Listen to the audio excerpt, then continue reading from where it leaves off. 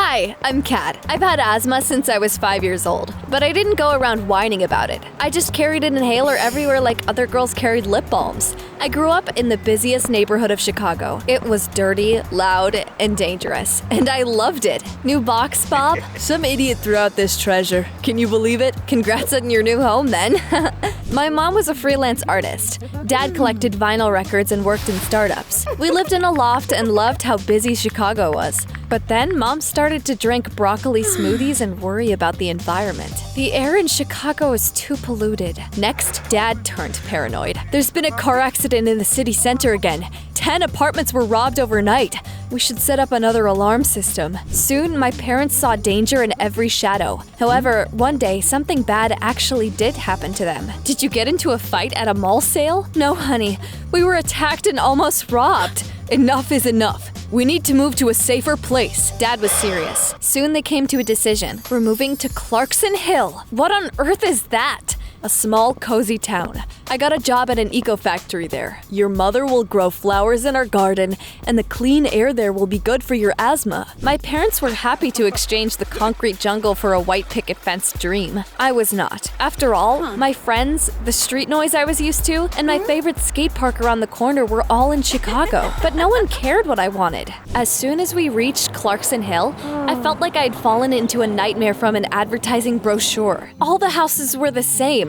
The lawns looked photoshopped. No one wore dark clothes. Even the sun was unnaturally bright. This town is perfect. It's a perfect hell. Our new home was no different from the houses next to it. We unpacked, and our new neighbors, the Crows, came over to greet us that very evening. They wore clothes the color of vanilla ice cream and had huge smiles on their faces like happy zombies.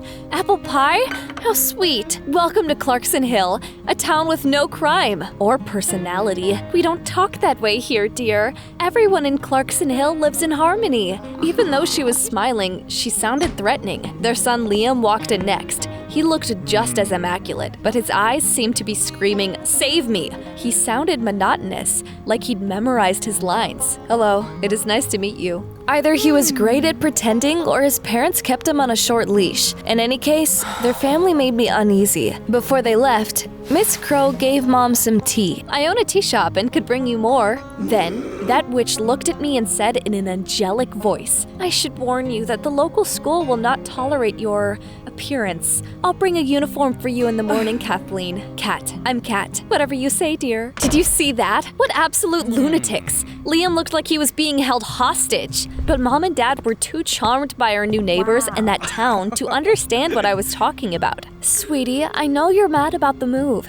It is perfectly understandable, but you shouldn't be stuck in the past. This place has such a unique spirit. Give Clarkson Hill a chance." Unique spirit, yeah. This town's so perfect it makes me sick. Later, I decided to skate around the neighborhood. I dressed the same as always, but the locals froze in place when they saw me. I even checked to make sure I hadn't grown wings. What was everyone staring at? At some point, I saw an ice cream van on a shopping street and decided to have some. Could I have the raspberry flavor with caramel syrup and sprinkles on top? We only have vanilla and chocolate. Of course you do. Are only neutral colors allowed here? A little kid looked at me like I was a rare Pokemon. He even dropped his ice cream. "Hey, don't worry, I don't bite. Unless you're made of chocolate, then I do." Grrr. And you know what happened? He burst out crying. His parents took him to Mrs. Crow's tea shop and pointed at me. "I will deal with this." Her mouth was smiling, but her eyes were as angry as a wolf's. The next morning, I was eating breakfast when Mrs. Crow came over. Mom asked her if she wanted to join us. "I've brought more tea, as promised, and here's the school uniform for Kathleen." "It's Kat, thanks, but I'll wear my usual clothes." "Honey, you should really try not to stand out here. Your appearance is disturbing our peace. We all live in harmony here. Kat will adapt and stop causing problems." My parents were adamant we shouldn't fight with our new neighbors. Arguing was useless. I put on the uniform, feeling like it was a straitjacket. In many ways, the two were similar. I got really creeped out when I came to school. The students there looked identical. Their clothes, hair, conversations were all the same. They all seemed to be afraid of something and tried not to stand out. "Hi, I'm Kat. We've heard a lot about you." "Oh, okay. So what are you up to? Do you have social media accounts?" "Of course we do. We'll add you as a friend." Phew, you know how to smile. I thought you were all under hypnosis. We all live in harmony. Harmony. Everyone laughed. So did I. However, I felt a bit uneasy. Something about that joke felt too real. 3 minutes into the class, I got bored. 4 minutes in, I felt like my brain was about to leak out of my ears. 5 minutes in, I took my phone and decided to find my new classmates on social media. I felt uneasy again. My classmates' accounts were so similar, it was ridiculous. They all had the same status. Being good is cool. Their profile pictures were almost identical, and they were all into paper mache. The teacher suddenly noticed that Eliza had drawn a heart in her notebook. Eliza, today you're impulsively drawing in your notebook? What will you do tomorrow? Rob a bank? I opened my mouth to stand up for my classmate, but then get used to it, Kat. What was wrong with this town? Later, the vice principal called me to her office and gave me a list of everything that was allowed in their weird town. They had rules about what colors to wear, what movies to watch, and even what pets to get. Is there a list of thoughts I'm allowed to think too? Ridiculous! Next, they'll tell me what color underwear to wear. I swear, this town is full of psychos. You're only angry because you want to go back to Chicago. Our neighbors have invited us to a party tonight. Come with us, and you'll see they are normal people. I agreed even though I was sure they couldn't convince me of that. It was like the theme of the party was boredom. The adults drank tea and talked about the environment. I was told to go hang out with the other kids. They were sitting in another room and making paper mache animals. We're preparing a puppet show for Harmony Day. It's a local holiday. Why are you acting like zombies? Have you ever had a normal teen party? Keep it down or all folks will hear you. Wait, are you afraid of them? Perhaps we should contact the police. My dad is the sheriff. He's the one who threw this party. Great, so the police won't help. Listen, either be like everyone else or get out of here. I'd love to. Except for some reason, my parents like this stupid town. I left the party and slammed the door on my way out. When I was walking below a tree, something fell on my head. It was a baby squirrel. It looked at me like I was the last normal person in town. Are you hungry? I brought it home and fed it some nuts. I was about to let it go, but suddenly remembered that list of approved things. We weren't allowed to keep squirrels as pets. Well, I didn't care about their stupid list. I'll call you sneaky. An hour later, I came downstairs to get a snack and saw that my parents were back. My jaw dropped to the floor. What happened to you? Have you been robbed? Has someone stolen your identities? We simply respect this town's traditions. No, you just became one of them.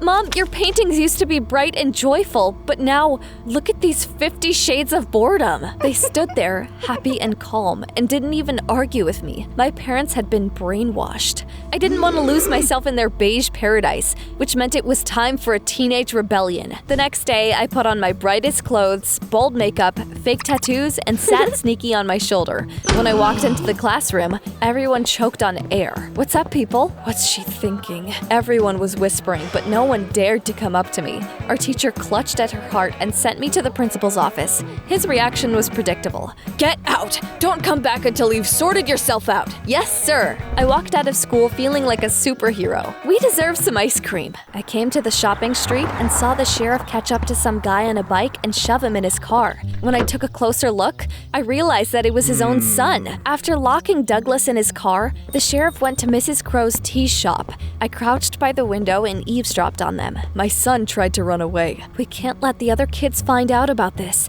They might get inspired. I'll put Douglas on house arrest and tell his classmates he's sick. I was numb from shock. Sneaky suddenly jumped off my shoulder and tried to climb into the shop through the window. I managed to catch him, but the noise drew attention to us. Someone heard us. I ran like my life depended on it. I found some sort of shed behind a library and hid there. It seemed to be an old art studio that had not been used in a long time. However, I saw some materials for paper mache and instantly got an idea. I made a rabbit mask and dyed it pink. Once it got dark, I came back there. The paint had already dried by then. I put on the mask and turned on my phone camera. Hello, teenagers of Clarkson Hill. Adults have turned the city into a plastic dollhouse. You've all become their toys. Today, I saw the sheriff stop his son when he tried to escape. Your parents don't want you to stand out or have opinions of your own. But if you, like me, find this harmony suffocating, it's time to act. I am staging a protest. I anonymously sent the video to all the kids from my school. No one replied to me, but it led to a whole chain of events. The next day at school, I saw that one of my classmates had painted her nails pink. She clearly knew it had been me in that video. I also saw a guy wearing a keychain that looked like a pink rabbit. He made it clear that he supported me too. Another guy stood up to our teacher that day. The adults were losing control of the children, and it made them seethe. Liam was the only one who seemed displeased by the recent changes. On the way home, I saw graffiti. The pink rabbit had become a symbol of our fight for freedom. Who's defacing our town? At that moment, Mrs. Crow gave me a long, heavy look. She knew who was behind it all. When I got home, I saw my beaming parents getting ready to go somewhere. Today is Harmony Day. There's going to be an initiation ceremony for us. Are you coming, Kat? No. My nose hurts. I'll stay at home. My parents left, and I clutched my head. An initiation ceremony? They were joining a cult. My parents must have been drugged. That's right, the tea. I ran to the kitchen to throw away all the tea we had. Then I saw old letters that had arrived at our old Chicago address in one of the drawers. Grandma wishing us Merry Christmas, a letter from the tax office. There was also, there was a letter from Mrs. Crow. She'd sent my parents a brochure with bright photos of Clarkson Hill. That witch lured my parents there. I had no doubt that she was the leader of that cult. I pulled the rabbit mask out from under my bed, turned on a camera, and gave another fiery speech. Did you know that your parents are in a cult? If you want to fight back, grab something pink and come to the Harmony Day Festival. Be a rabbit. Be yourself. I sent the video and ran outside. To my surprise, Liam was waiting for me outside. Get in. I'll drive you downtown. If any of the adults see you, they will try to stop you. It made sense. I sat in the back seat and we set off. So, are we on the same side? I've been in your shoes. I rebelled, ran away, and fought for my freedom. And I got it. I got scammed and robbed in the big city. I lived on the street for a few days. I slept under a bridge. And then my parents came and brought me back to Clarkson Hill. Everything is predictable and calm here. I stopped rebelling because I realized I was wrong. Hey, why are we stopping?